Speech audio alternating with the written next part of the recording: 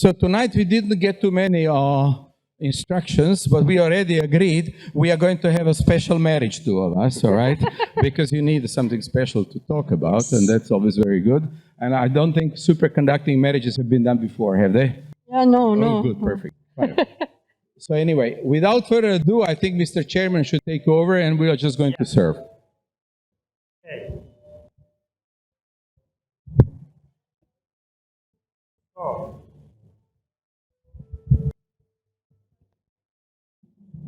Professor Pavon, I've been talking for 10 minutes already, so you have 10 minutes. So I have only 10 minutes. That's fine with me, because I have another 45 on Monday, and then on the last session I have another 10, so I think you have far too much. In any case, the reason why I put this slide, of course, is because it was our friend and chairman who asked me, and that is already for 2012. I think it was in Istanbul, right? We were waiting for Alex Müller, and we had fun together. And as you can see, he was worrying even then, because the first day, and you always have these kind of worries and things. But the emergence of strategic quantum technology is not something really new. It's basically the whole conference is in that style. And what I did, and the other speakers did as well, we didn't do it very rigid as we normally do in our serious talks. So tonight, it's still going to be serious, but in a kind of a more leisurely fashion so that you relax a little bit after all the beer that you had, I hope. Anyway, the next slide, which I cannot get, so maybe the desk will help me. I can't get the next slide going. What was the title, Noah? Sorry, okay, so it's here. Oops. You can get the next one. Can you push it there? No? That's it. Well, I'm originally from Lausanne in Switzerland. This is France, by the way.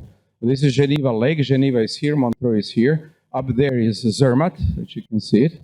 And the nominal title is Some Open Questions to Superconductivity. And you will see, you will understand everything because it's easy and just, you know, the way it should be done. So I'm kind of your belly dancer. And in the tradition of the belly dancing, I have to do everything a belly dancer would do.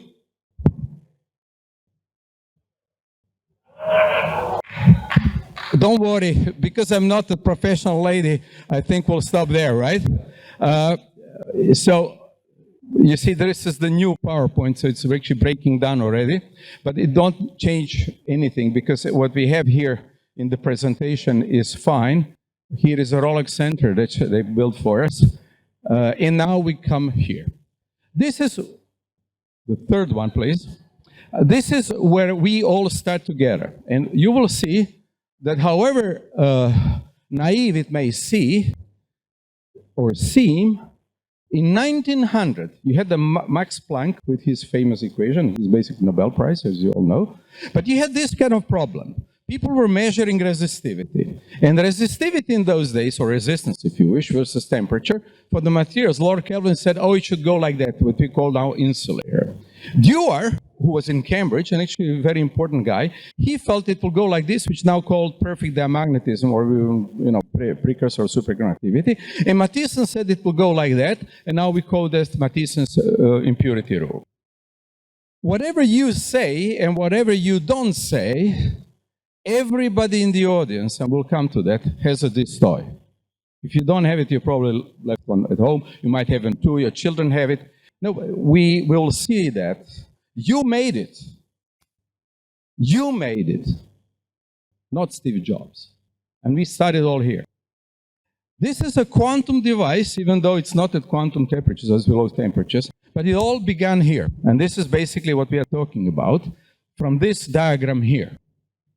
And that's how we teach our students. Because already to understand that, you need a lot of quantum physics. They did it experimentally, but they didn't yet understand it. And we are still fighting that, as we will see in the talk today. In the next one, well, now it's going backwards. Okay. Well, I don't know how it goes. This is a good one. What people don't realize, in 1911, when superconductivity, 110 years ago, was actually discovered, there was one other important thing which we still have today. This guy, Kamerlingh Onnes, had an excellent infrastructure. Because, my dear friend, you can organize conferences, but then I have this beautiful team and all these people, and all those people here, there's no conference. He woke up that morning at 4 o'clock in the morning. But you know what he did?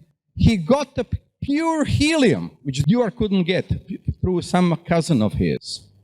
Pure helium you can really liquefy. So the secret of discovery of cooling down this mercury, which he discovered at 0 temperature, was threefold.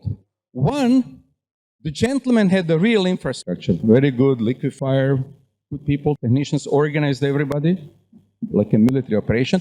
Secondly, he had the very pure helium, which Dewar didn't have in Cambridge. And thirdly, when he actually went to 0, he understood it. He even gave the right name, superconductivity.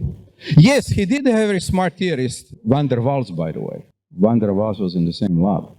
They were smart guys. Now, please remember, we are talking 1911. In 08, in Cambridge, they just looked at helium. And here we are already in Holland. So these guys were good. As you will see as we go together along, the knowledge, the style of Kamerlingh Onnes is with us since then. 110 years, we have highly advanced experimental physics. It started way back then. It's not CERN, no. It's not synchrotrons, no. It all started right here. So it's not just superconductivity. It's understanding something when you do it experimentally and it's reproducible. It all happened 110 years ago. And this is why I'm your belly dancer, showing you the show. Now you will really feel good. I don't care which section in physics you guys are. But this is staggering. Do you know that actually the only paper that was wrong that Einstein wrote was on superconductivity? Actually, it's so hidden you can hardly find it. Yes, Einstein wrote a paper on superconductivity around 1923 approximately. Heisenberg, you can read his memoirs, and I did. How the kid went to the island, got his initial equations for quantum physics. He didn't solve superconductivity. It was around. Now Landau, excuse me, we know Landau, Ginzburg, and all the rest. We'll have some other sessions. Landau didn't solve it. I mean, he was as smart as it gets. And we know Landau, Fermi, liquid, and everything else. And then last but not least, this guy, I mean, for goodness sake, if I ever teach anything and give students to read, it's Feynman. And Feynman said clearly in 1952, we are doing something fundamentally wrong with superconductivity, we don't understand it. And there was a kid in the audience. You know who was the kid? Schrieffer. And he and Bardeen got stuck, and also Cooper. Schrieffer said, oh, I have to do something different. There's something wrong. He already abandoned it. But when he heard Feynman saying, try something different, then he thought, well, he can find a better wave function, which eventually he did. And they hit it. And they did the BCS. And in 1956, which is what now?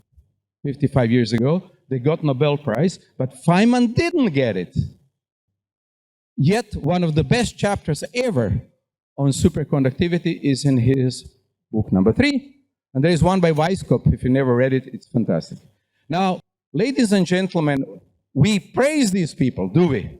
Everybody does. There's no way you can go to any physics course, even chemistry, without those chaps. They did not solve superconductivity. You are in a hell of a field. As you will see as we go along, I met everybody in the field while they were still alive.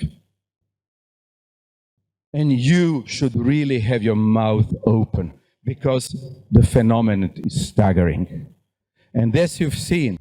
And when I was a kid, this was the reality, ladies and gentlemen. I wrote nuclear fusion and fission in these days, started studying physics. This was the reality. I was measuring in the lab at 1 Kelvin, 2 Kelvin, 3 Kelvin. Jesus, when I got the TC from 3 to 4 Kelvin in the lab, working like a dog. We were opening champagne. I lived through this. I did. Not my students, I did. We knew all that. I did physics already here. The director of my lab, Chakravarti in Grenoble, in 1983, when I joined, he came from IBM. He said, Davor, you should look for bipolarons, try to destabilize it. You will have room temperature superconductivity and Nobel Prize. And I was a kid. Chakravarti told me that in Grenoble, and there were other guys. I failed. Luckily, not everybody failed. These guys didn't. It was the same idea. Here we are, ladies and gentlemen. It's going like that. We are improving TC. This is one important parameter. Critical temperature, yeah, when the thing goes to superconductivity. Now, that kid, oh my God, this is... Okay. I know them both very well. We discussed a lot. Bednarz was lazy. It was in 86. It's again, nice anniversary again. In 86 it was discovered, okay? And he was lazy, so he didn't want to stabilize all these materials, so he read the French paper. And they made it, in those days, LAPCO. But they put it in a drawer. Raoult and other guys didn't bother to measure that. But he was a smart kid, because he was from ETH Zurich with IBM. And Alex Müller, who came back from sabbatical in Jordan Heights, said, well, wir müssen diese Oxide machen. We should try those oxides. Because they had the other guys getting Nobel Prize, Renner and Dinnick for STM. So Alex was very ambitious. And that guy actually, just before Christmas, mixed it up, the powders, nothing special, very badly, but got the resistivity down. They still didn't believe it. Took them 3 months, even send it to Japan until they confirmed, but the rest is, they say, history. They got it, and then it went up. And look at this. This is very important for our talk and all our discussions. It was like this, and this we will call first approximation BCS and phonons, Matthias rules, alliage or Alice, and this goes woofy. And it's huge. Of course, there are other things we know now, but you will see when it emerges all together. Why is it so important, so deep? Why so many brilliant minds, even today, are failing to comprehend all that, and why it's come together? This, by the way, material was even before, and they've missed on that one as well. Now let's continue. We then discussed with friends, and I wrote the superconductivity book. I wrote it with Michel Sirot. God help us all. Michel is still alive and well, but he's retired. He's now in Paris. And Pierre-Gilles Desjens, who wrote a brilliant book before, wrote us a foreword. The Pierre-Gilles Desjens said, well, guys, this is a good book because everybody can read it. You have all the counts. If you look at the book, it was a bestseller. So in 91, again, nice anniversary, right? We wrote a nice textbook. And 4,000 courses in the world were using this book in English. J'adore le français, je parle très bien français, mais alors, you write the book in English, right? World Scientific. And we made some peanuts, so I bought a new car, which is good. So writing the book, I learned some other things. And look what I learned. Not this was already known, this. Half of the talks in superconductivity in this audience here, still going, is this diagram. I won't go it, actually it's not even a perfect diagram, I don't care. But this was new. Remember, until now we just had Alice, but here is something which we call doping, which is actually not really doping, but doesn't matter. And we have all sorts of funny effects. I can just give you another talk on that, which I did. I'll just skip it, because that's not important for us. What is important for us is this. That when I did a book with Ivan Bosch, which we already met in Stanford in '88, and we decided by 1994 and did a regular conference in California in the United States. By the way, Zoran Radovic, you and me, we met in Los Angeles in 1994. The earthquake in Los Angeles, do you remember the earthquake where Santa Monica Freeway went down? We were all in Hilton, nobody abandoned the conference. Superconductivity guys are nuts. Half of Los Angeles down. We were all there in Los Angeles, Hilton, on the conference. And this was already then, in '94, and this is when I learned the hell. Ladies and gentlemen, the hell of our field is not quantum physics. The devil is in the details. How to implement it, it was called matter, mind over matter. Because Mother Nature and matter, when you have a ternary compound like bismuth oxide, right? And another copper oxide and strontium oxide. When you put all these things together, which chemists do, well, it's okay when they make ceramics. But when you want to do something beautiful, some pattern which you can really measure, a single crystal or film, you have to control everything here. Better than 1%, preferably better than 1 per mil. Otherwise, you don't see such a subtle effect, which superconductivity is, as we all know. And this is the secret why we didn't solve yet high TC, and this is the secret why we still have disagreements. Even though we have unbelievable methods now, which we'll see. Well, that convinced me, independently from a friend, Ivan Bozovic, that this is the problem. And I'm not talking about even all the other stuff we will see until the end of the talk, which I'll not be able even to include today, but the rest of the week.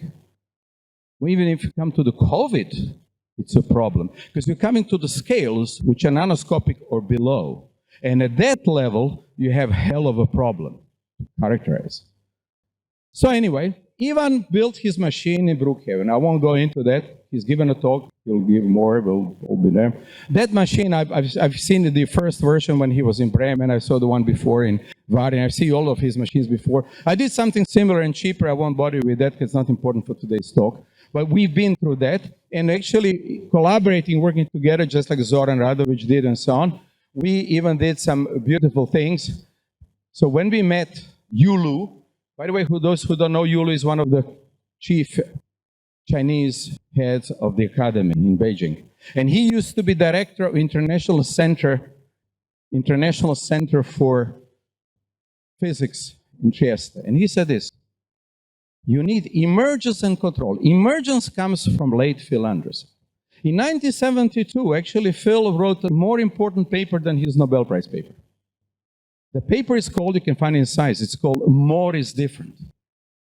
The argument is that you don't just apply simpler principles from atoms and go to the multi-solid thingy. You really have something more. So how to understand and control the remarkable emergent properties of correlated quantum matter, which is exactly the type of topic which we're discussing here. And Yulu gave us the green light, and using what we see here, we have the answer to what Vitaly Vinokur showed. Second day. Look at this transition. Here we have a perfect superconductor. It's one of my students we share with Ivan Bozovic, perfect superconductor. And then you just apply the field and you get perfect insulator and everything in between. Verified. Actually, the version 53 was published in Nature. Other people reproduce it. The only reason why I'm showing you that, you remember our first diagram of resistivity. Remember Matheson's rule, Dewar. Remember the first diagram in 1900? Well, this was, lo and behold, 2011. So you see, for us physicists, it shows you that we really master what we said. But for that, there is a really, again, infrastructure needed. You don't get this kind of results with high infrastructure, reliable infrastructure, all the details controlled. So the results don't come just by accident. You walk on the street and they show up. Now with that knowledge, and we can discuss much more because it comes to the fundamentals of physics. Can we go to the next slide, please? We met in Norway. Americans and many others financed many conferences that I was present. This conference was in June 2007, and the only goal was how to reach room temperature superconductivity. We were paid in a 5-star hotel in Norway, Hotel Leon, right? Loen, on a glacier. It was in June. There are many famous people here. Some of you maybe know Doug Scalapino, Paul Chu, among others, the Varma, and many others. Some are not even alive with us, unfortunately, but all these people gave a talk. I even have their talks. Everybody gave a prediction how we get to the room temperature. Now, these are people who really know the stuff. And that was only not the one meeting. So, various governments, we also had Khargé schools, like you have it right now, Pepin, how to get to room temperature superconductivity. And this is one version. This is a summary of Ivan Bozovic from the conference, which I took, just for simplicity. And that says, well, you can have always BCS freeway. Now, on the BCS freeway, we have to be honest. Late David Pines was a great friend and colleague and present in all these things. David would always say the following, and he was not the only one. Most Russian academicians would always say, why do you need anything better than BCS? If BCS works at millikelvin regime, and it works in neutron stars, why would you have that BCS has an anomaly room temperature? So a lot of, I also saw Ginzburg in clusters. I don't know where Laura Green is already here because we were all in clusters in 2000. There was Ginzburg, Gorkov, many others, Alex Miller. Why should we have this? And so BCS is always present in various ways. And These materials, starting from aluminum, lead, and many alloys, do have this pattern, and a lot of people will even here swear on this. Yes, nothing wrong with it. We, of course, suppose Einstein with other options and so on, but this was for many people the road. You have some exotic patterns, and people can still discuss it, and this is exactly one of the open questions which we discuss, which we will not resolve tonight, so I'm not trying at all. We'll discuss it separately. But that road is open, and many people are still discussing it, so we are not alone from that conference. And why is it so important? Well, you are not into finances. You're mathematicians, you're physicists, you may be chemists, you're decent people, you have decent salary, decent family. You come occasionally for a nice conference when Ali invites you, and you all have a phone, maybe two, maybe a house, maybe a second house. But the guys that run this planet, they're greedy. They're financially obsessed in profits. I can prove it to you. I have all the details on that. We have talks on that in Lausanne. And they now expect quantum computing that we are supposed to deliver. And we had a beautiful talk this morning, right? Remember? We had from Yokohama, nice talk on quantum computing. And actually, before we come to that, Google and IBM and several others already claim that they have it. And actually, to the best of my knowledge, because I know the club, yes, they have some prototypes, sure. And they can do something incredible. Now, you don't have to know much about quantum computing, as you heard this morning. On a popular level, enough is to say the following, if your daughter asks you, like mine asks. It's 1 billion times faster than the fastest computer we have right now. Well, I don't care about my password. But when you have an entity that is 1 billion times faster than any of these toys, and I'm talking about military toys as well, then you start worrying about passwords of your bank, on your everything. And lo and behold, we had a meeting in Switzerland the other day, you'll see, on those things, what's going on. And while quantum computing is emerging, you heard also this morning, one of the technologies is superconducting materials. That's the only one, but one of them. Which we discussed way back in Norway in 2007, and believe me, even people from American DARPA who were financing were very skeptical about it. Now there are fewer skeptical people. Actually, to be blunt, I think we better be ready for quantum computing, and to be even more blunt, precisely with all these results you are seeing and methods which we all developed, and the knowledges that we have, because I said clearly, starting from basically basic resistivity, that we built the iPhones through the knowledges which we accumulated under 20 years or so. Hence this other knowledge, and I'm talking not about magnet wires and all, that's a parallel topic, I can't do everything in this talk. So this is a challenge to us. But now look at these numbers. You see, when you have a field, our field is poorly financed. I never asked you, Ali, how much the government helps, but I know governments, Turkey is not a, it's actually like resistivity below the transition, right? It's a zero and it's a real zero, okay? So, yeah, so you have a superconducting state government, which I understand. But look at this now, ladies and gentlemen. I like to give you some real numbers, because when you do ballet dancing and, you know, the girl on the stage, you have to amaze people. But look at this one. Cybercrime, which means the guys get entered to your credit card, my credit card, not once, my phone, my insurance, my car. They don't tell us that. It's 30% already. No. Cybercrime is already 30%.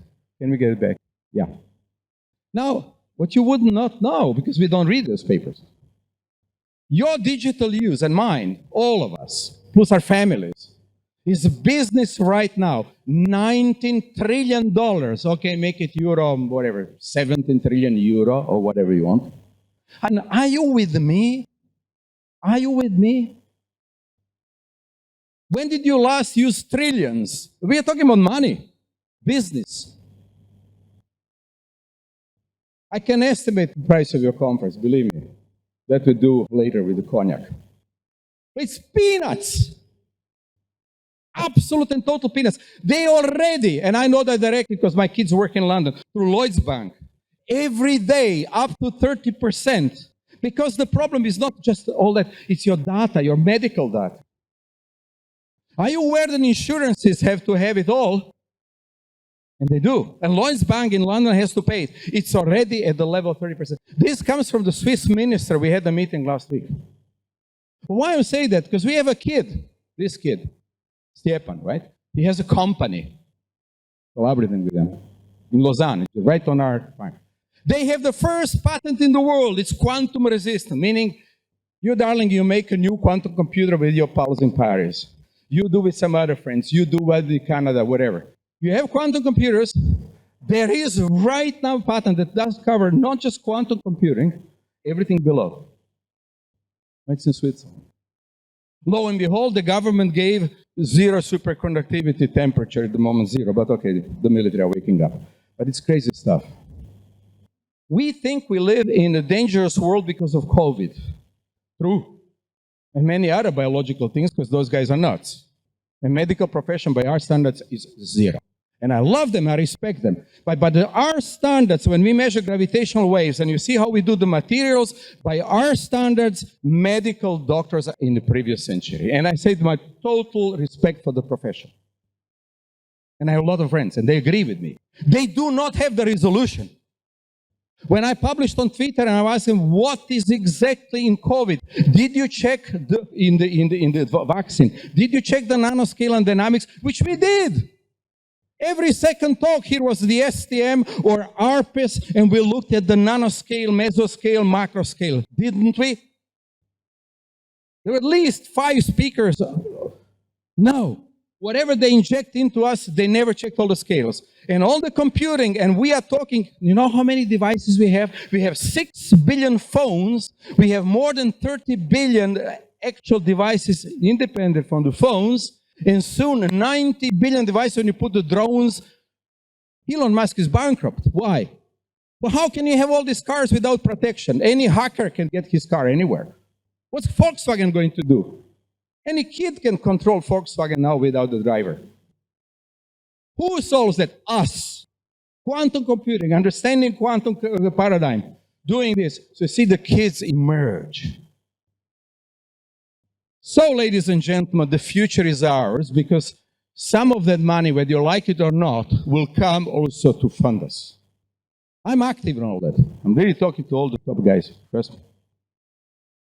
Because I promise this to my children. I promise this to my students. This is total human conviction. This normally doesn't go in this kind of talk. I wanted to inform you. And there is my good friend, whom you all know. And Alex says, oh, we're good friends. The word 300 is not good enough. We have some, as you know, even some publications. 300 is not good enough because when you have resistive transition, and you all know you have it, for applications, you need higher onset. I'm not talking just about magnets. I'm talking even of superconducting qubits that you see this morning. Ideally, you would have at least 350, maybe 400 Kelvin. Now, that might seem high, but it's not. We are in hundreds. Remember my diagram when I was a kid and I was struggling to go from 3 Kelvin to 4, which I did? My greatest excitement is when I had aluminum, which is 1 Kelvin. We dispersed into aluminum, it was in Grenoble, silicon. And I got aluminum silicon, 10 Kelvin. BCS, 10. Dispersed silicon in aluminum enhances TC factor of 10. I was Friedel in the committee, we were whoa. So we have the right ballpark. We are in hundreds. And Alex Miller correctly says, pity he couldn't be here, we should get it higher than 300. So we have a task.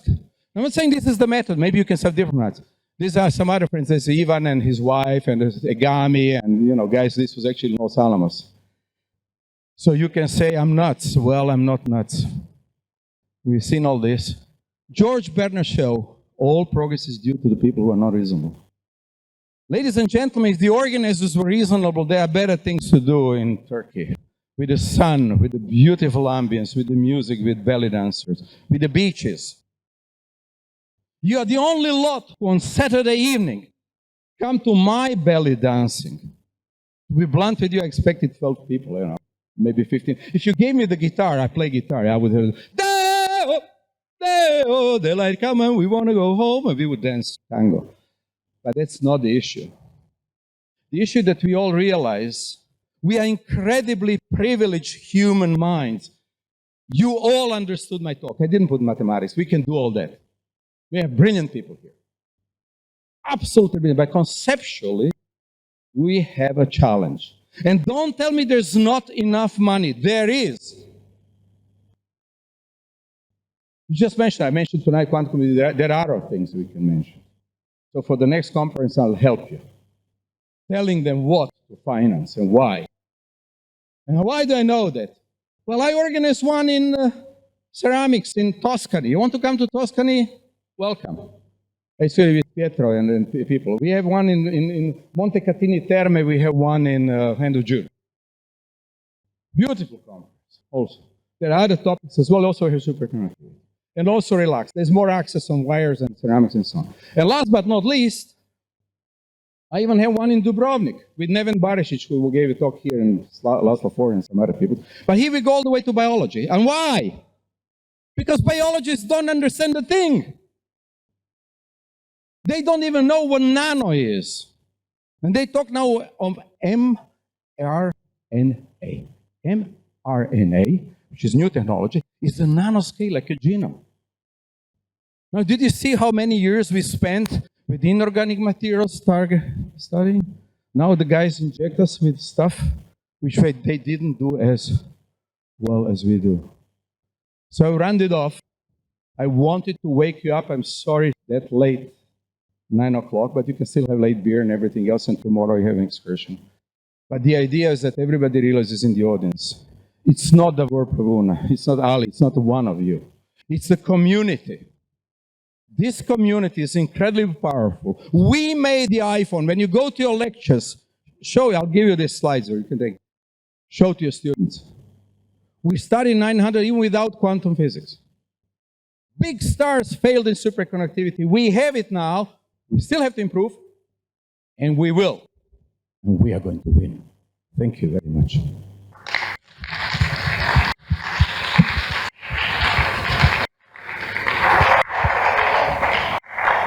It's okay. If you have a quick question, ask it now. If not, we go to the next speaker and enjoy it all later on, because later on, Ali is he's organizing champagne and beer and God knows what.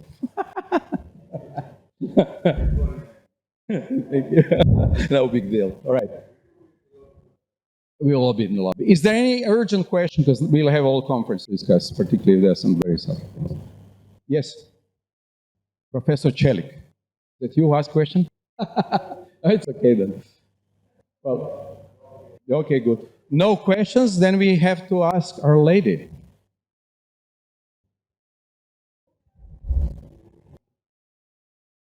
Okay. Oh, who is the next one? Oh, sorry. Oh, he's online? Okay. The second speaker is online. If he's online, we'll wait then, because, in German we have Zucker kommt zuletzt, the sweet at the end, right? I apologize. No, it's okay. Well, we agree. So, Chairman, okay. Good evening. Yeah? Yes, we do. Excellent. Thank you for the introduction and inviting me to give this brief update on superconducting quantum computing. I would like to thank Devon for this excellent presentation and excellent introduction to superconductivity.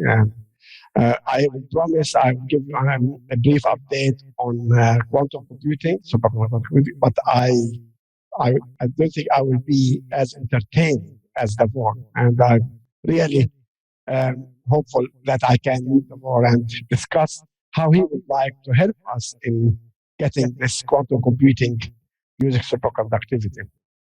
So today I hope that I can give you an update on the emerging field of superconducting quantum computing, which is not really emerging. Many of us work on quantum technologies for so many years, And we are seeing the great interest nowadays in quantum technologies, and computing is one of the main pillars of technologies, which is getting a lot of attention. So in this, my brief talk, I will give you a brief introduction and a little bit about quantum and the challenges and some of the state of the art. I have about 15 minutes, so I will try to be high level, top level, and allow 5 minutes for discussion. So the first slide is what the board has told you in the last half an hour.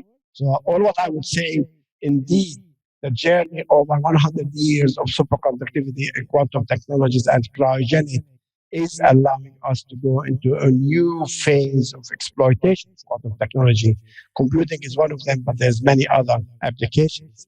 And what I will try to do here is to give you another dimension.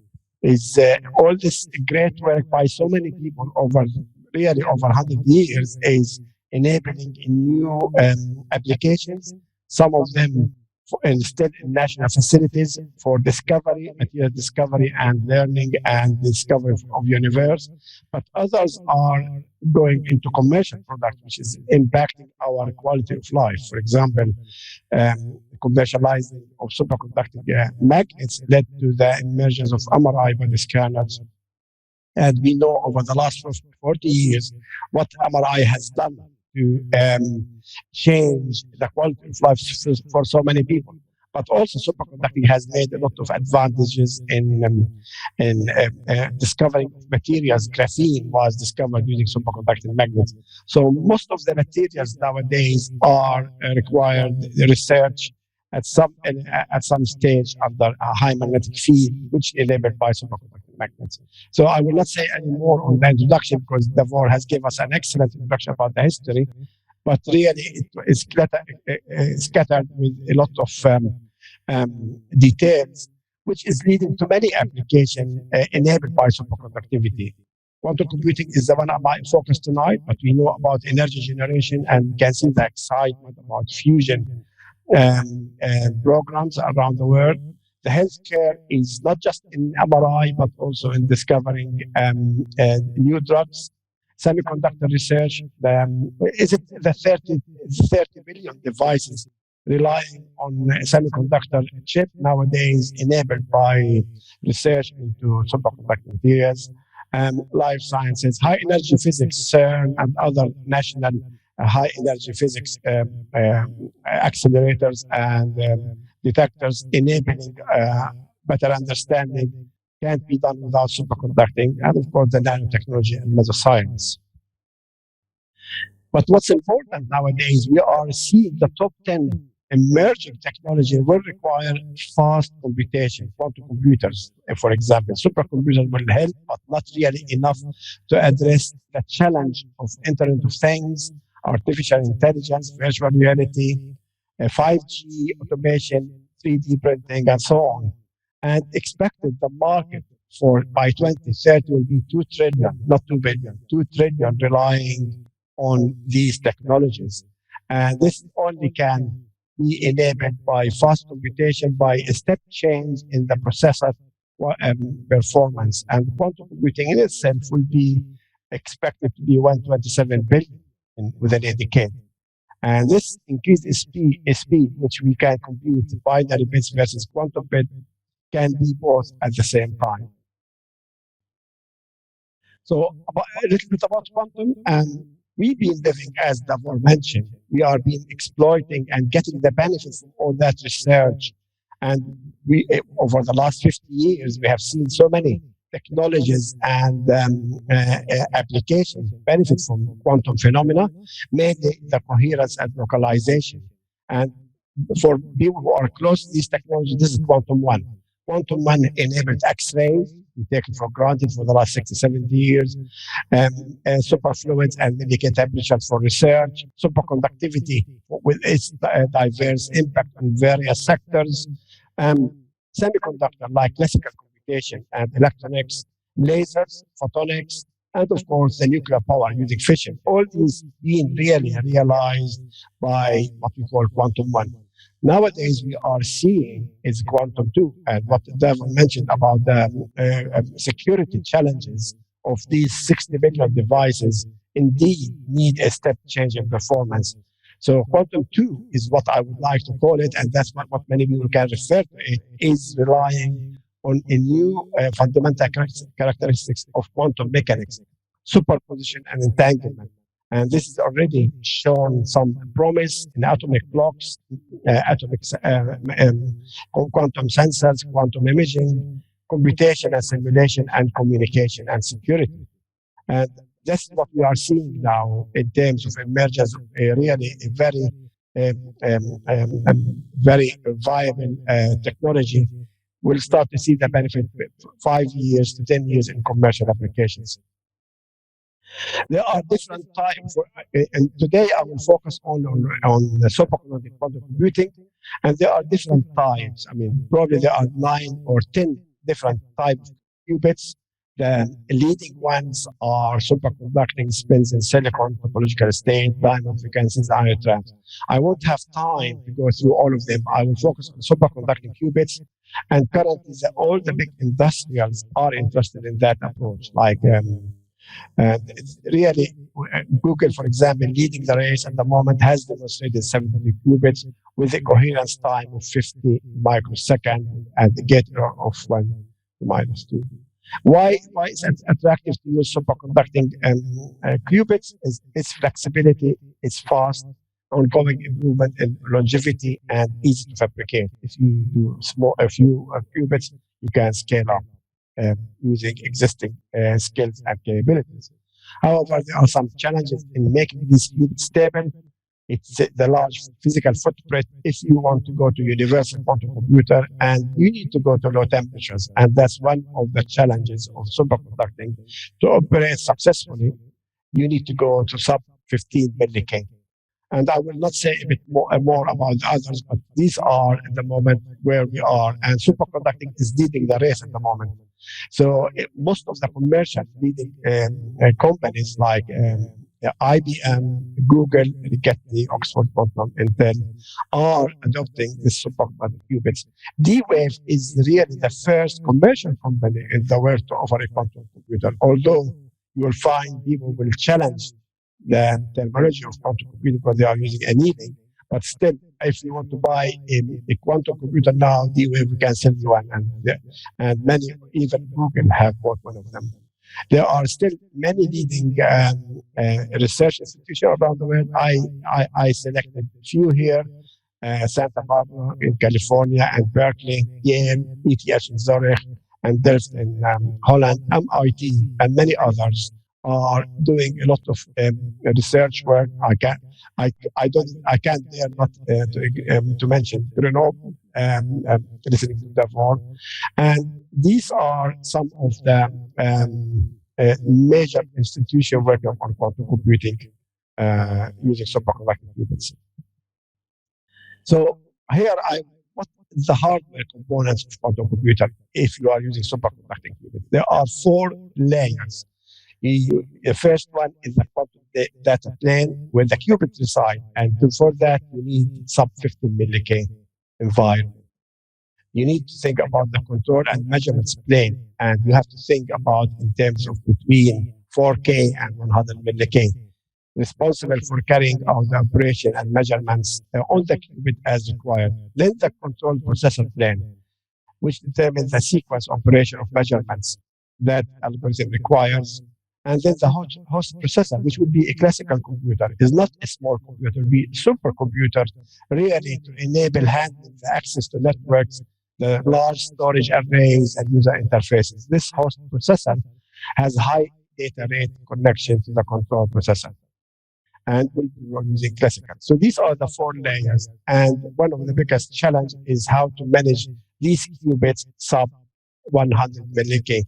How to ensure that the noise management and the fidelity, quantum fidelity, and coherence are realized not in 2 qubits or 100 qubits, but in large number of qubits. So a typical universal quantum computer, people talk about minimum 100,000 qubits, could be 1 million. And where we are at the moment, we have seen some progress with up to sub 100 qubits. I think Google has announced, IBM announced 65. Now, why quantum computers for drug discovery is important. So typically, if any of you work in the pharma or know anyone working in the pharma technology, to get a new drug, you start with 10,000 compounds using classical computer. Then you go into stage 2 and do a shortlist 250 compounds.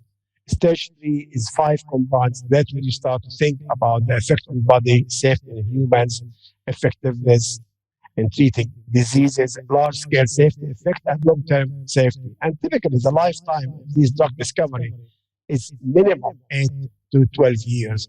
So everyone have seen the COVID, and some even is still amazed about the speed of having a new vaccine within a year, within 18 months. And you can see that why the regulators are still trying to understand how to ensure that the standard regulation can be applied to a COVID, which has been done in a record time. So that's using classical computers. If we and using this, only 10% will make it to clinical trials. It takes 10 years to make, and typically is a new drug will cost 2.6 billion to develop. That's a lot of time and money.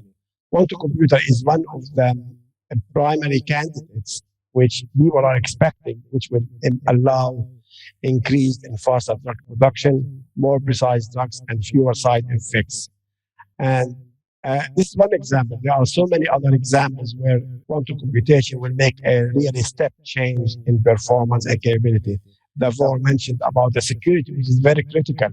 It is one of the nightmares now for a big scientists and advanced scientists is how to have secure communication, secure data, secure processing, and so on. So what are the challenges in superconducting quantum computing? Superconducting quantum computing will require low temperature. So this is one of the primary challenges. Now, physicists like us who've been working on various research, they are so close to understand how important to go to low temperature and high field. So what does superconductor need to go to a very low temperature? So if you are having a warm environment, imagine yourself driving on a highway with a dense fog. You will see very vague, fuzzy image of a tree. You slightly reduce the temperature, you will start to see the mist. But if you go to very low temperature in quantum, you have a clear day. You can see this is what is quantum, what a low temperature does to the quantum of the qubit. Going to low temperature, you can see and control the quantum effects much better than you can do it at higher temperature. For superconducting qubits, you have to go to sub 15 milli-K. 20 milli-K is anything above 20 milli-K becomes really difficult to manage. You need to have, you need to be able to scale it, and you need to be able to have long lifetimes. So for solid state devices, you need low temperatures. And the most critical element, read and write and control, which requires single processing on board the dilution reflection. Currently, this doesn't exist at the moment. So you have a large number of wiring going from room temperature wave generator down to 10 milli-K and going back up to 300K. And you can see the challenge this will do for a few qubits. Imagine you have more than 1,000 qubits or more than 10,000 qubits. So what are the quantum technology challenges at low temperatures? The freedom from cryogen. So if you are relying on helium 4 and helium 3, it's very expensive, it's very limited, and it won't last forever. And anyone who works using helium knows the price goes up by 20% minimum every year. So that's not really is not sustainable. And also, it's only available in advanced societies. So if you live in certain areas, you need to order 50 liters of 100 liters of helium. You have to wait at least 2 weeks. So it really is not viable to rely on cryogen. So you need solutions which is really cryogen free. And in the last 10 years, we start to see these new systems which allow you to go to a low sub 10 milli-K, even sub 5 milli-K, completely using mechanical coolers and closed circulation. You need large cooling power. The larger the number of qubits, the larger the instrumentation, the larger the cooling power. You need continuous operation. Doing an experiment for 1 hour, 1 day, or 1 week is good, but for a quantum computer, it has to be running continuously for a long time, and you have to have a contingency to ensure no interruption for critical functions. It has to be able to scale. Dr. Ziadman, we have a couple of more minutes. Are you able to finish in that time? Okay, so I almost there. So these are some of the challenges of cooling power. So currently our cryogenic solution allows you to go to 500 or 100 qubits, and going to 1,000, above 1,000, you need a new solution, cryogenic. So I will go into the state of the art. Google has demonstrated 72, D-Wave has demonstrated 1,000 qubit, and IBM demonstrated 64, and you can access to a 20 qubit using the cloud. This is what the challenge I mentioned about the wiring for Google 72 qubits. Just remind us of what we have done in the early stage of classical quantum computers with all this wiring. So we are back to square one, and we have to find new solutions where we can get systems more efficient. IBM is gone public in saying they will have 1,000 qubits by 2023. And really, to summarize, superconducting qubits are solid-state electrical circuit which with the advantage of having high desirability, scalability, and easy to couple and control. Superconducting qubits require dilution fringes going sub 15 milli-K, and there's very good progress in qubit coherence time, operating fidelities, and qubit read aloud. And thank you.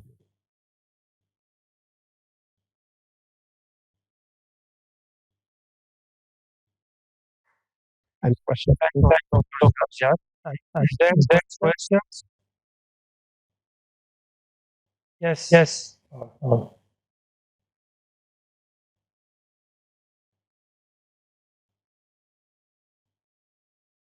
I didn't hear the question.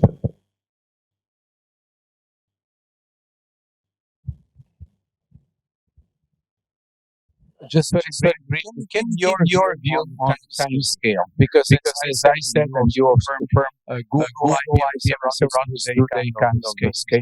And the second question is, could you place it in the space, outer space, basically less, and with all the satellites and everything that possibly contribute out the outer space? So what is the time scale you see? What do you see? Okay, that's an excellent question. So you probably, if you were to talk to any quantum scientist 5 years ago, Google or IBM, they went public. They said within 5 years we will have a universal quantum computer.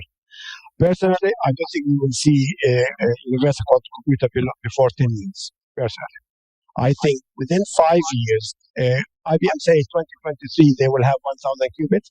I think 5 years from now we might see 1,000 qubits.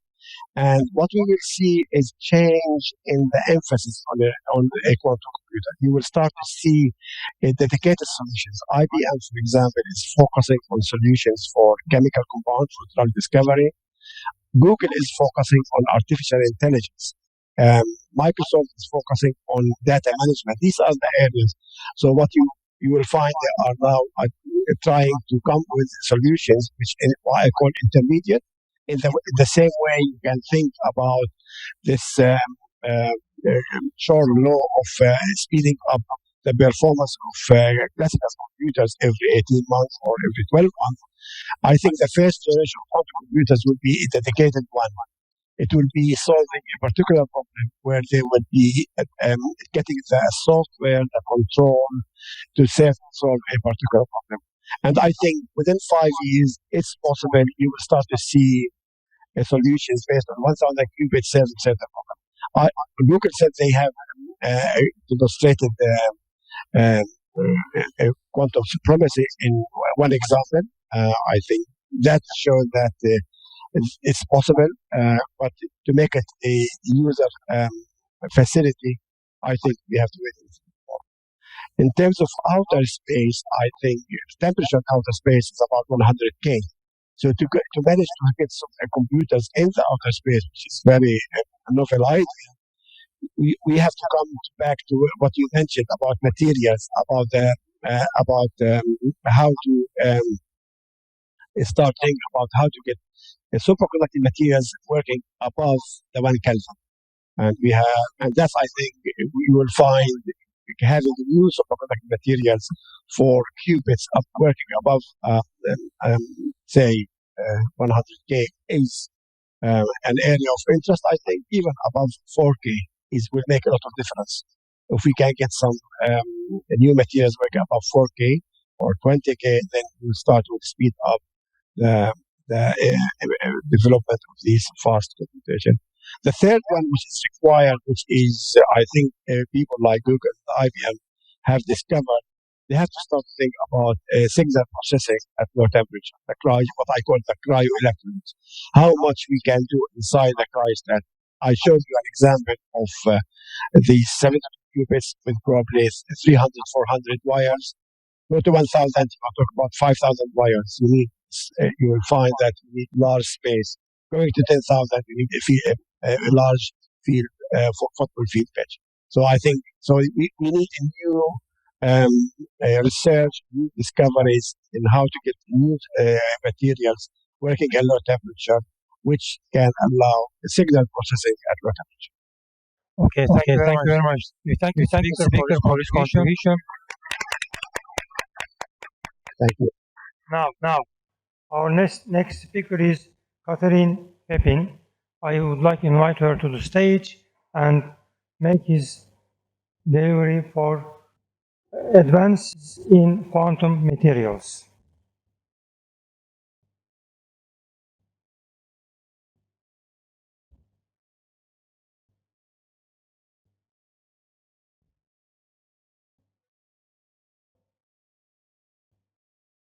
Microphone.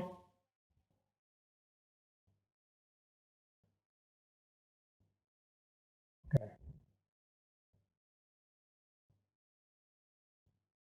No.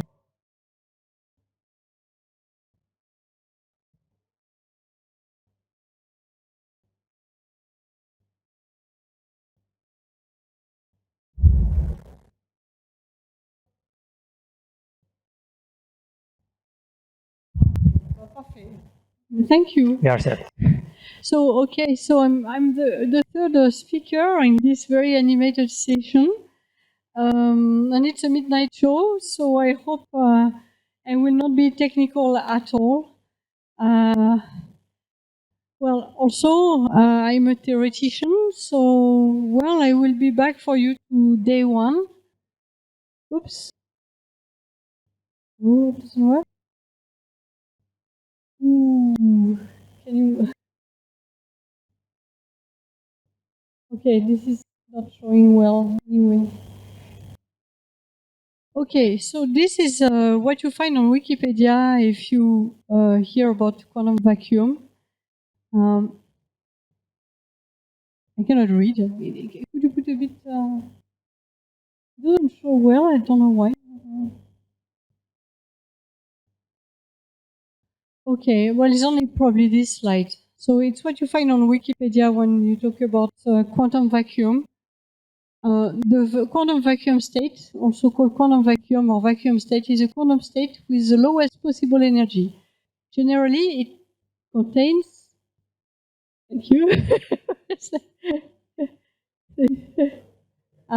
This is me? No. No physical particles. The word zero-point field is sometimes used as a synonym for the vacuum state or context field, which is completely individual. So according to present-day understanding of what is called the vacuum state or the quantum vacuum, it's by no means a simple empty space. According to quantum mechanics, the vacuum state is not truly empty, but instead contains fleeting electromagnetic wave particles that pop up into in and out of the quantum field. So, okay, This is not bad. I thought Wiki was great. It was looking a bit like science fiction. For someone who is not a physicist, I wonder how it must look like. But I mean, all this story started 100 years ago with quantum mechanics, and my view is like it will probably take 400 years for us to scratch out the surface of quantum physics and applications. But even within a theory, it is a very unusual state of matter. Oh, thank you. Now everything is perfectly showing up. Okay, quantum states is intimately linked to technology. It's what I would like to show in this talk, and hope to make it enjoyable for you. So, I mean, Fermi liquid is a quantum state. Maybe it doesn't look so fancy, but it is one of them. And non-Fermi liquids, superconductors. The superconductors, Dever made a fantastic introduction and summary about it. So I will go quickly, and if I don't have time, I will stop there. Or maybe we can go to Dirac cones or topological materials. This is a solid. Okay, it looks very solid. I mean, it's what as a kid I thought what solid would be. But as you all know, I mean, it's a bit more complex than that. Inside the solid, you have atoms that crystallize. And this is a very, very complex state of matter over there. So in order to simplify that, you can even start to do something simple and start with one atom. And with one atom, when you try to look at what's going on in quantum mechanics around, of course, you have the wave function, electrons, around the atom, and it's basically empty, this one atom. But you can calculate, and like for hydrogen, I think anyone maybe has done that as a student. I mean, for helium, it's a bit more complex, and then it becomes quite complex, actually, even a field for bigs.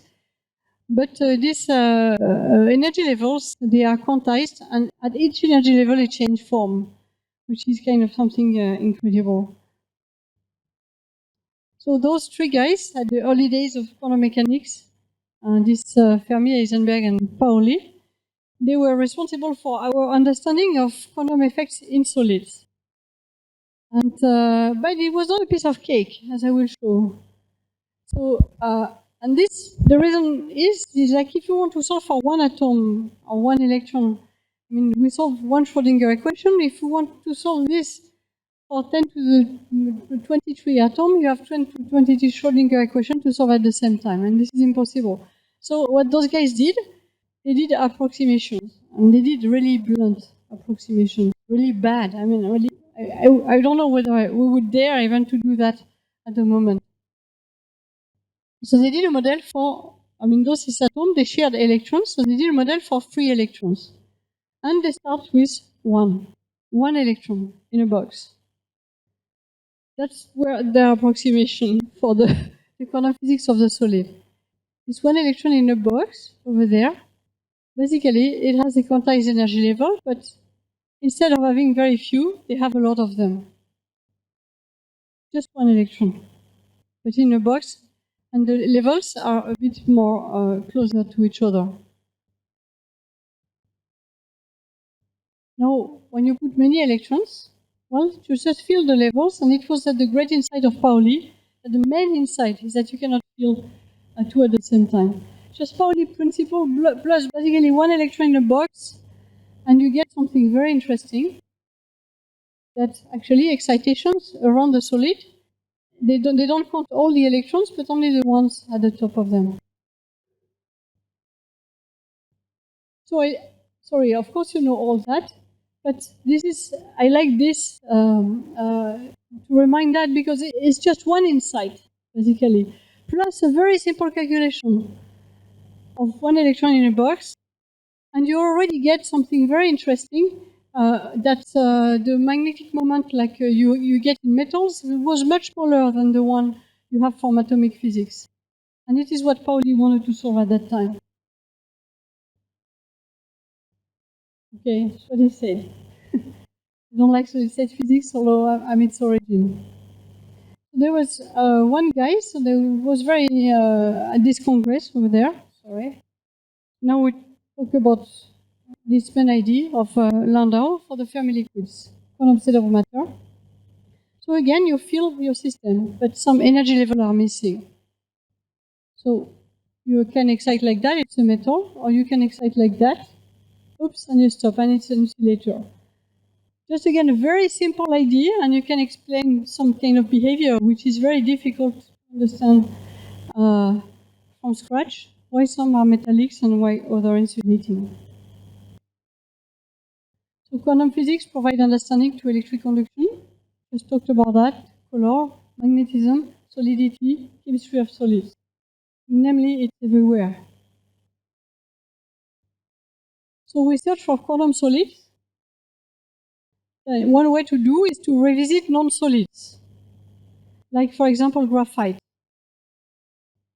I mean, graphite, we all know what it is. Is there a kind of poles poles like of AB, you see, like with hexagon lattice. And this is what we know, like that you have in coil, and it's probably the Neanderthals man who's already using that. So this is very old solid to revisit. So it has curious magnetic property. If you compare to copper and graphite, the number of responding electrons that we just talked about in copper, this is what this number is. In graphite, is roughly 1,000 times smaller. The electron mass, that's for the copper, it's roughly close to the one of the elementary particles. For graphite, again, it's 10 times smaller. And this, to understand that, is the work of Lev Landau, Fermi liquid theory. It's new quantum state of matter. It's kind of the same type of symmetries for excitations, but not the same mass, which are renormalized. It's the basic of our field. So one example of modern research, like LNCMI in Toulouse. So they have this small magnet, small, compared to Tallahassee one. It goes to 200 Tesla in pulse field. If you apply that on graphite, here it goes 80 Tesla, you see this very weird transition over there that nobody has explained at the moment. It's still open. If some theoreticians want to do that. So this magnetoresistance has a complete phase transition, and you have stuff like that everywhere. So you can invent new solids, and this was what happened, like the talk by Davor, by these two guys, Benosh and Muller. It was a story about that for YBCO. That's a metal, the resistivity in a metal, and it's for the cuprates. It's very different, although they are conductors. And when you measure the lifetime of the electrons to see whether now you have the electrons in this new solid, well, that's again for a metal, that's cuprates. So it's what we call a bad metal, or a non-Fermi liquid. And this is a new state of matter, this non-Fermi liquid, it's not very clear. So superconductors, I mean, Dave did very well the history of that. And it was a long time ago, but I think, this field of materials and technologies, for me, it's based on the quantum mechanics. It's just what I wanted to show in this talk. And it's the beauty of a new set of matters that will be discovered and rediscovered in the future that will lead the field. So again, like it was when Davor was a kid.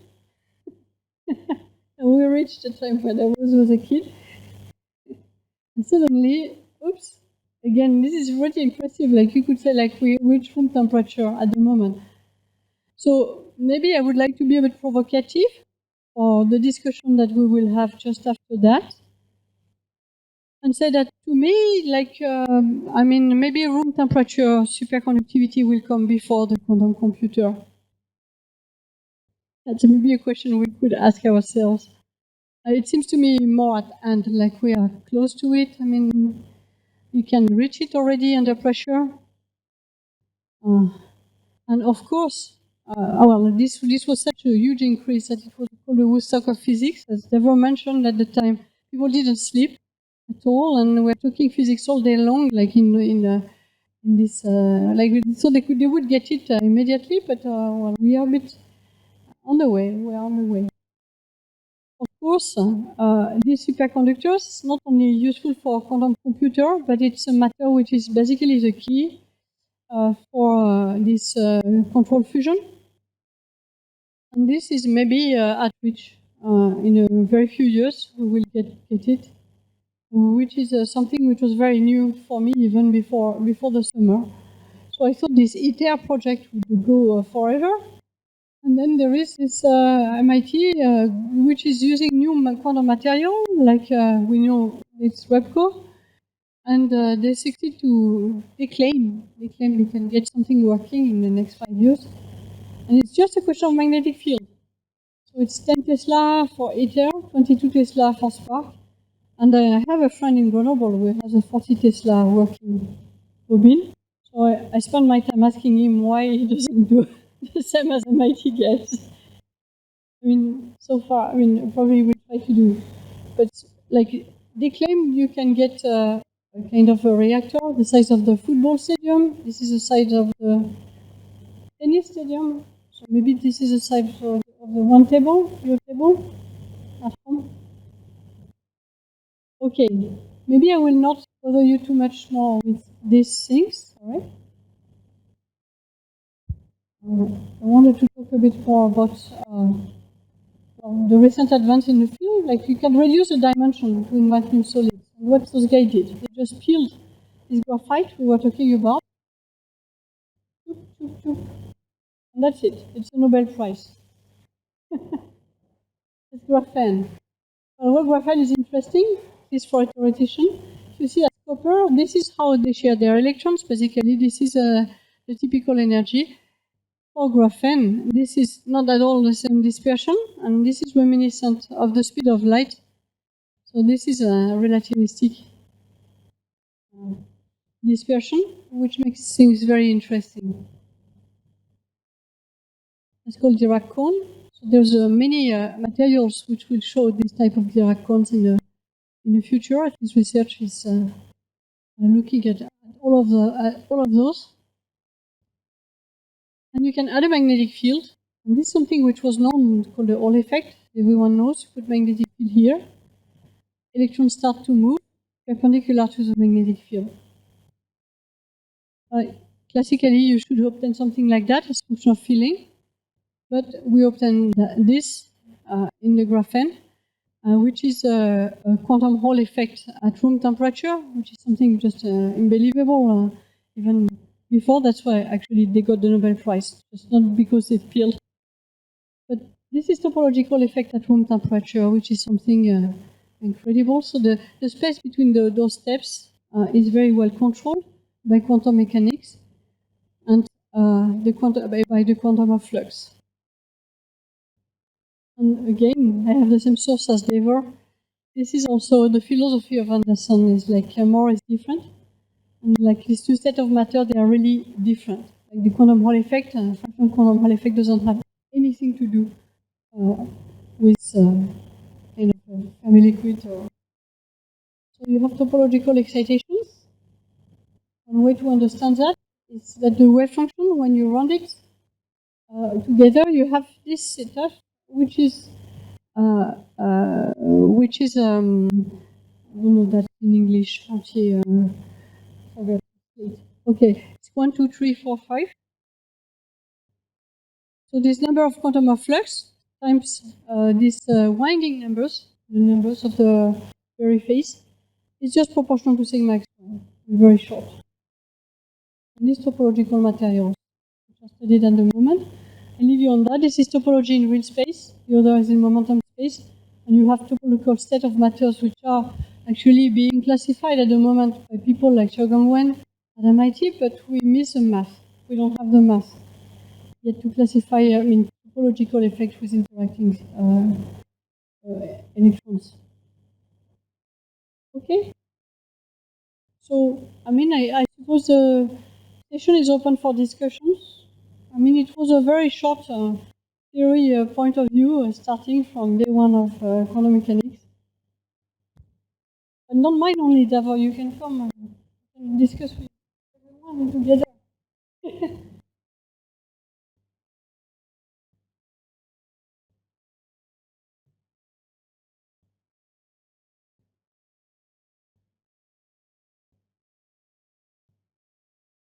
I think it's a fair question about because we are gentlemen, so we won't be impossible. How do you see the theory? Because you said it very nicely from the beginning, starting with Fermi. You did the quantum fields. I heard your talk even before, and you really look at experiments very carefully and all that. How do you just at this stage see the theory, just freely speaking, because you covered all the other things? Which way would you go, or you advise the students? The theory of the superconductors and superconductors or other quantum fields? Well, both, because you tackle both. So okay, I personally like when there are mysteries, and I think cuprates is still a big mystery. We have phases like pseudo gap or strange metal, which are baffling for years, and it's not mystery for mystery, but mystery they give. They give rise to a lot of progress. Let's say there is for cuprates, for example, there is huge progress in measurements and huge progress in. Very original theories were created for these materials. But I find the field of topology very fascinating, especially because it's very rare in the history of humanity where you reach a point where physics is in advance to mathematics. It happened at the time of Laplace and Newton for the invention of calculus. And maybe the Greeks, they were trying to measure this kind of the size of the pyramids and stuff and invent geometry or something like this. But it doesn't happen all the time. And I think, personally, maybe it's because of my French culture, I don't know, but we just cannot go for just technology applications and we will discover nothing. We need to keep to fundamentals, to what is so fascinating about quantum physics, to the big mysteries of quantum matter. And this will lead to discoveries which will get applied. There is this history of Faraday when he discovered the electromagnetic wave. People ask him, what is this useful to? And he said, I don't know at the time. But when you will know, you will tax it. And I think we shouldn't lose perspective on the theory. Of course, experiments, it's very important. It's very important, as you said, we're in the world, we are not living in a world of, we say bisounours in French, but in the world of everything is nice. So all the people who hold the finance also, they lead, you seem to say, they lead our field. But we shouldn't forget, also, quantum physics is much more baffling than we could have imagined. For me, it's the biggest accomplishment of human spirit. Okay. 400 years from now, we will still be there discovering new state of matters which will be true quantum states. Like the superconductor, I can present it two ways. Of energy without dissipation. I like to present it as a perfect state of matter. Emergence of perfection. When people open their eyes, like you're not physicists, what do you mean perfection? I mean when you put a current into a superconductor, theory tells you it turns forever. It accelerates this charge, it doesn't lose energy, it turns forever. People are baffled. It's like, wow, this is a dream of the Greeks. Yeah. You tell that to Newton, he would just turn like, you're crazy. It's impossible. Something is moving and doesn't lose energy. It moves forever. For God's sake, what does it mean? So quantum physics, that's why I start with the quantum vacuum. Sorry guys, this is the point of view of theoretician. Not very applied. Any more questions from Salon? Or contributions? Or maybe we can have a drink together. Huh? That's go for it. Thank you. Let me speak as an experimentalist, but from a different point of view, just to provoke everyone. There are things published in the literature, more than 100 papers, on alternative views of structure of solids. And I think maybe we are missing something important there, because the structure of the solid is essentially the electronic structure. And when you make changes in substitutions, you're changing that electronic structure. And maybe we're not looking at there in the right place, and there are publications which are very important in new ideas. And so maybe crystal structures have been looked at for the last many decades the same way, and we should open our eyes. No, I don't know what you think about that. I never thought about that. I listened to you with huge interest, Let me give actually. you two- This no, is a new line of thought. Let me give you two references. One is from two Australian scientists from a few decades ago, where they say maybe in the structure of oxides, for example, what you have is the sublattice of the original elements, which make those oxides. It's still present with the same symmetry, essentially with the same lattice parameters. But we're never looking at that. It doesn't change crystallography. You know, the equations for diffraction, so they are the same. The mathematics are the same, but it's how you view it. It's just I'm just trying to be provocative No, in this sense. It is new to me, so thank you for. Okay, any more questions? Maybe not questions, or something like Or someone wants comments? to make a comment, or.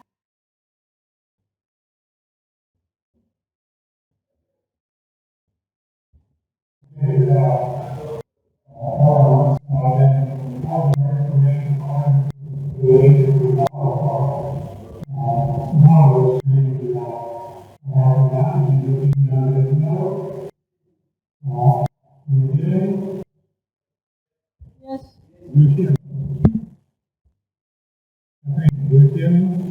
Yes, Yes, we hear you.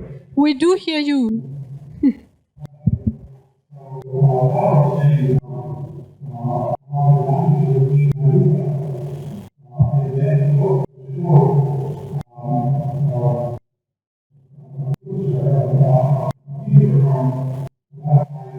editorials in one of the major journals should show this road to road access to connectivity with some branches and so on. The lesson I learned from that is that it is actually very dangerous to be unreasonable. That drawing that I made was meant to be a joke, sarcasm, a parody, caricature. What I would like to say is that there are some people there in the field when this alleged superconductivity under high extreme pressure to have Kelvin was discovered, who were saying that at 1 Kelvin you describe superconductors by BCS theory. Then between 50 and 150, this theory fails completely for rates and for flight. And then the 300 it comes back again to be BCS. I thought it was so ridiculous that I wrote it cartoon, and if you look at it, you will see that I called some dead ends and some signs like men working, men at work, and so on. And I thought actually that was rather back because it's too offensive. But actually they published it. Then later on I have heard it cited a dozen times or more, where people took it seriously.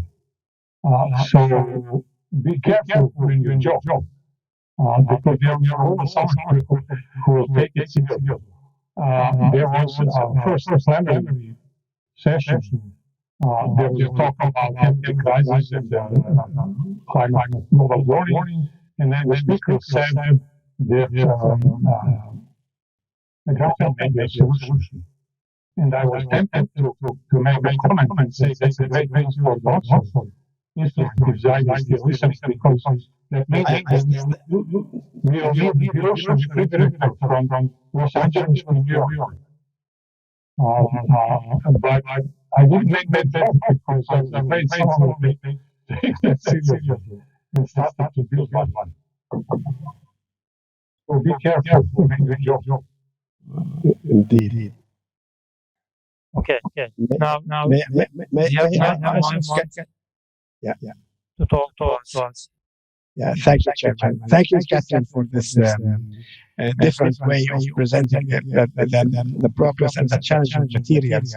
I'm intrigued by the room temperature superconductors, as Ivan mentioned. This is when you talk about these progression, these room temperature superconductors.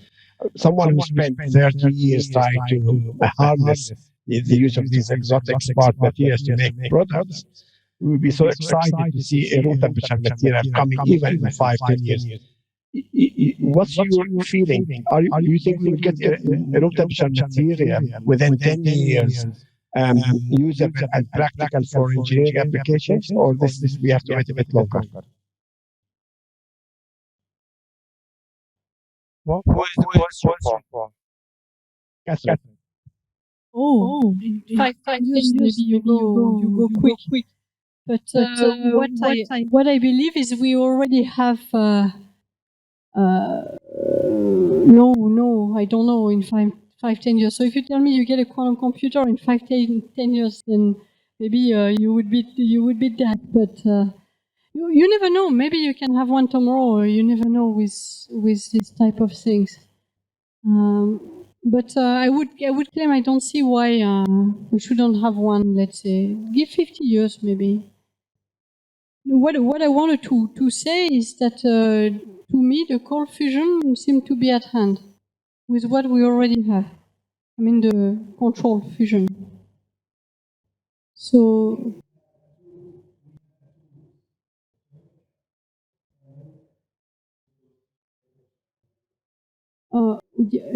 experimental, no. Theoretical, yeah, we know what is needed to do. No, you need to. Like at the moment, the avenue you work on, theoretically, you can do quite increased interaction. It's what they do under pressure. Or you could work on the fermiology. So you look for flat bands.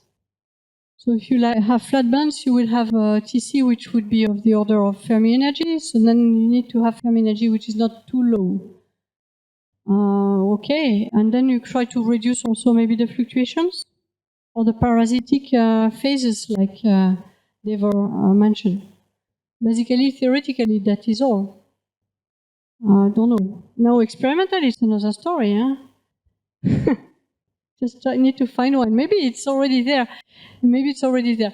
Technologically, the only thing I meant, that's why it's the only thing I mentioned in this little theory summary, is that what happened in the summer, it seems that the cold fusion, control fusion is at hand, which is major. I mean, it is, of course, maybe the financial people, they didn't realize that yet. So they go on to quantum computer and cryptography and things like that at the moment. But when you think of it, this is really major. This is major. It's like free energy forever for humanity. Will we be able to share it? It's another story. But like, people talk about this climate, for example. Like we had this talk about the climate. I don't know, like to start the discussion with you guys, but if this control fusion comes true, I would stop to do these wine meals. I would stop immediately. First, I don't like them. I think they are not very beautiful and they don't gain much energy, and something much, much more important is coming true. So, okay, that's my point of view now. But I thought we were discussing this. So, no, I would say like cold fusion is a bit more at hand than the quantum computer. And the quantum computer, like when I'm not a specialist at all in the field, but when I hear scientists speak, some tell me in 5 years, some tell me or maybe never. The scalability is not solved, and it's a difficult problem. I try to look a bit in it. It's difficult. Theoretically, I'm not sure how we do that. Maybe you need to invent new algorithm. I don't know. You are the expert. But the problem is really tough, even theoretically. Like for the control fusion or room temperature superconductivity is on the theory, we'll discover new states of matter on the way. That's for sure, which is fascinating. Okay, thank you very I don't much. know. We thank both speakers for this question and answer. Is there any more comments? No.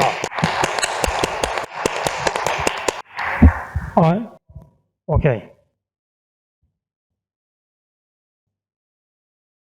I owe you a comment and apology to Ivan because of a misunderstanding of one of his diagrams, which we all agree, of course. There were many mistakes, and I didn't show you many other people's predictions because there were many in the past. That's not the issue. The issue is, which we all learned from the history of physics that I discovered and everybody discussed today, and it is when you want to have a very focused solution, the paradigm is still Manhattan Project. Actually, it's the bomb. You put a lot of experts and concentrate. In the heydays, Bell Labs or IBM were very efficient in solving problems. So Ivan Božović didn't say it, but it's one of my next talks where I'm arguing along those lines. If you would like to have, let's say, room temperature superconductor, exactly as you also implied, you would have a brilliant theoreticians who can churn actually the numbers also electronically, get them. But then you have MB machines. I didn't want to talk about it. How can you do it? And we discussed it in Brookhaven. So you can have actually extension from the theory, including the MB and related techniques, RPS in situ and everything else, and go quickly through the materials. Ivan has a project on that. We discussed it several times, and that will be probably in my talk on Monday or somewhere. And you can then do it. So you put a critical mass, like look here, when we are here together, a beautiful conference, we exchange so many ideas. You learn much more than just reading papers. Here, even over coffee, even discussions, even little things kick you. And then it happens. The problem is that our governments and our way of doing science is that we get too dispersed.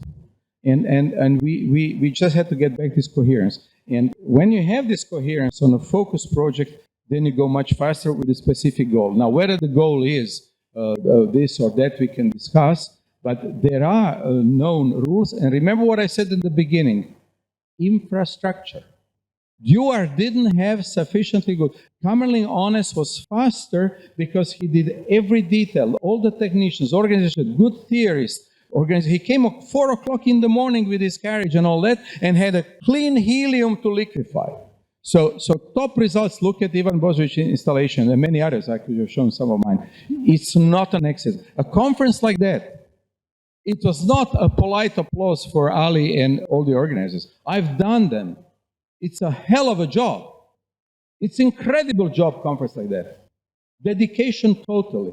So the way to go is when we, as I said, we do as a community. I'm not saying where it's going to be the lab or several labs, but it doesn't happen individual guy accidentally just measure. No longer it works like that. Thank you, Chair. Okay, thank you very much. Now, I think it's about the closing time, but before I close the session, I need to make an announcement for tomorrow evening. Same time tomorrow evening, as most of us do, or almost all of us do, we have a spring or autumn school activity. And this year it was about project proposal writing.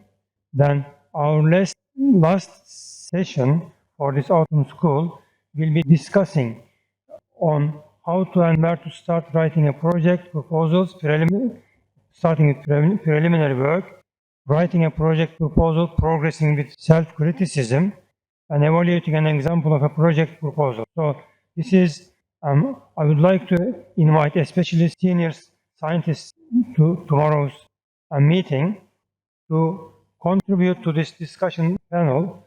We will be sitting here with 4 or 5 other scientists here, and we will be expecting contributions and discussions from the audience as well. It will be some sort of material for the young scientists to carry out their project proposals with success. Thank you very much, and good evening to everybody.